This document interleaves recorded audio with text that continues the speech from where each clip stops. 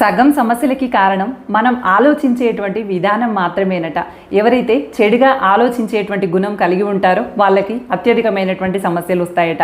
మనమందరము మంచిని ఆలోచించేటువంటి గుణాన్ని మాత్రమే కలిగి ఉందాం.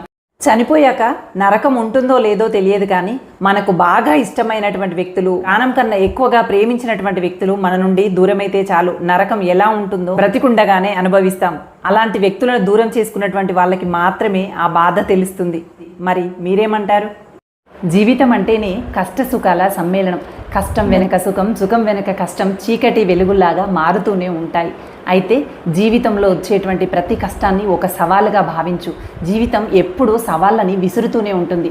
ఎవరైతే ఆ సవాళ్ళని ఎదుర్కొని ధైర్యంగా నిలబడతారో వాళ్ళు మాత్రమే విజేతగా నిలుస్తారు. అందుకని జీవితం విసిరేటువంటి సవాళ్ళకి భయపడి ఎక్కడా తలొగ్గకు, ధైర్యంగా ముందడుగు వేయి. అందరికీ ఆదర్శవంతమైనటువంటి వ్యక్తిగా తప్పకుండా ఎదిగి తీరుతావు. జీవితంలో సమయం, వయస్సు నీ దగ్గర ఉన్నప్పుడే వాటిని సరిగ్గా సద్వినియోగపరచుకోవడం తెలుసుకో.